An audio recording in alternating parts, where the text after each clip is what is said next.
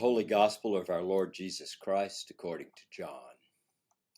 Jesus said, "Very truly I tell you, anyone who does not enter the sheepfold by the gate, but climbs in by another way, is a thief and a bandit. The one who enters by the gate is the shepherd of the sheep. The gatekeeper opens the gate for him, and the sheep hear his voice. He calls his own sheep by name and leads them out. When he has brought out all his own, he goes ahead of them, and the sheep follow him because they know his voice. They will not follow a stranger, but they will run after him because they do not know the voice of strangers." Jesus used this figure of speech with them, but they did not understand what he was saying to them. So again Jesus said to them, "Very truly I tell you, I am the gate for the sheep. All who come before me are thieves and bandits, but the sheep did not listen to them. I am the gate. Whoever enters by me will be saved and will come in and go out and find pasture. The thief comes only to steal and kill and destroy. I came that they may have life and have it abundantly." John's Gospel repeatedly links the divine I am with qualities expressing human longing and what we need to sustain us. On different occasions in John's Gospel, Jesus says, "I am bread, I am life, I am truth, I am the way." Through the use of metaphor, John conveys this vital connection between what we need to sustain life and the life-giving image of the divine. Here in the passage we read today, the I am, the life force, is the gate, the passageway, the threshold, the opening. It's helpful to remember that Jesus offers this parable in the context of a miracle. In the presence of his listeners, he has just healed a blind man, enabled him to see. But those who witness the miracle remain blind to its spiritual significance. So Jesus offers them this parable of the sheep and the sheepfold in order that they might also be cured of their blindness. It has been said that the course of our lives is shaped not so much by the events that take place, but by our interpretation of the events. That's because it is our explanation of the event that guides future action. Jesus heals a blind man and then offers a parable by way of interpreting the healing action his listeners have just witnessed.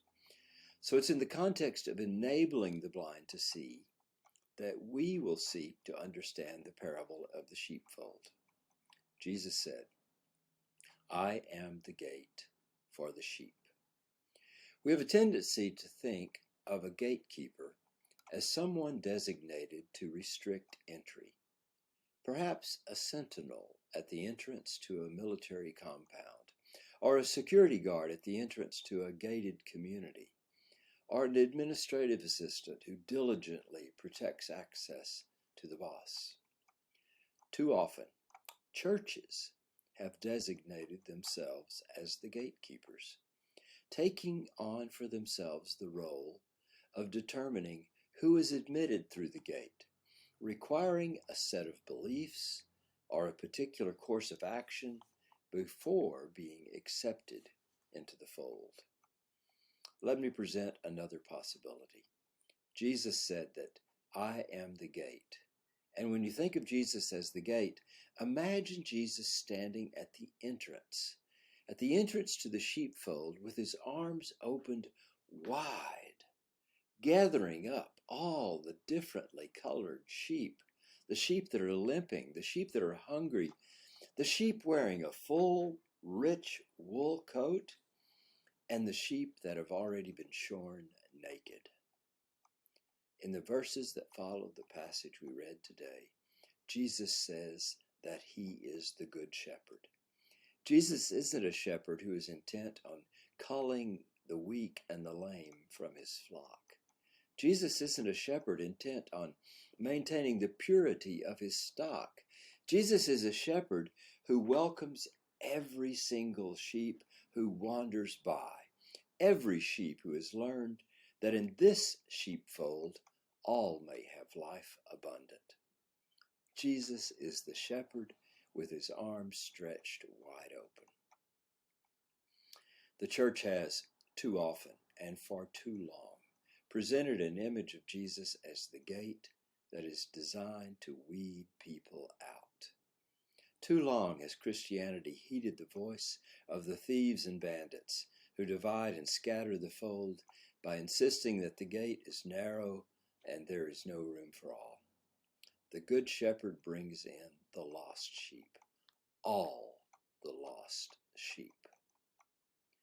The church's role is not to decide who gets in and who is left out of the sheepfold.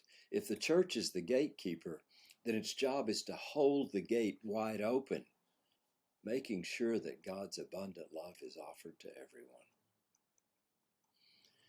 I remember a lunch with a young couple with two very young children.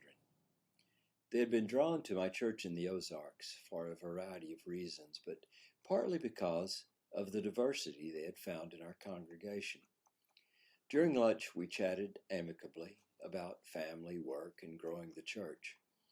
Toward the end of our meal, the husband said, "I have something rather serious I'd like to bring up." He said, "We have a tremendous opportunity at this church that doesn't exist elsewhere."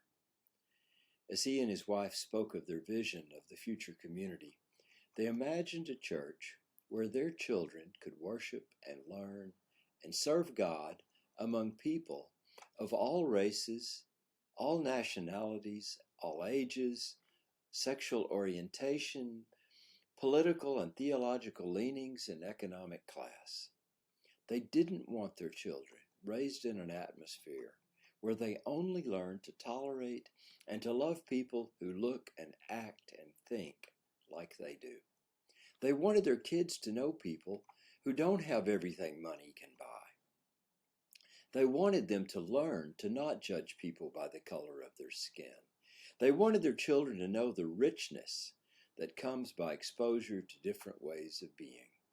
They wanted their kids to avoid the fear and prejudice that emerges from ignorance of the unknown. I wanted to kiss them both.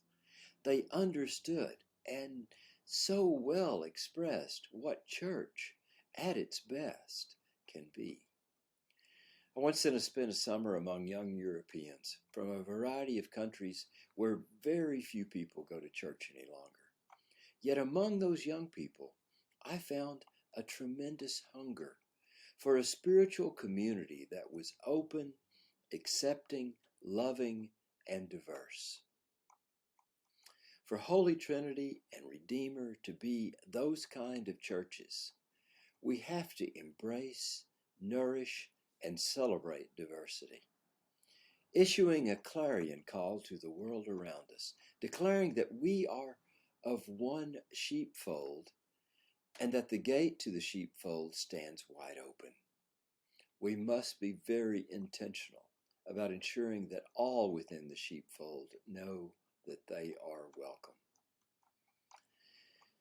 A few years ago, I had the great pleasure of hearing the Dalai Lama speak in person. His warmth, his kindness, his sense of humor, and his unrestrained happiness radiated throughout the audience. He said, "My message is the practice of compassion, love, and kindness. Compassion can be put into practice if one recognizes the fact that every human being is a member of the human family, regardless of differences in religion, culture, color, and creed. Deep down, there is no difference." He told the crowd that human beings are all the same, all want happiness, and need an opportunity to practice forgiveness. This is the nature of the sheepfold we have entered into here at Holy Trinity and Redeemer. The church's task is to fling the gate wide open, to throw it off its hinges, So there is room for all within the sheepfold. And in the sheepfold, may God provide us with opportunities to practice forgiveness, compassion, and in so doing, find happiness. Amen.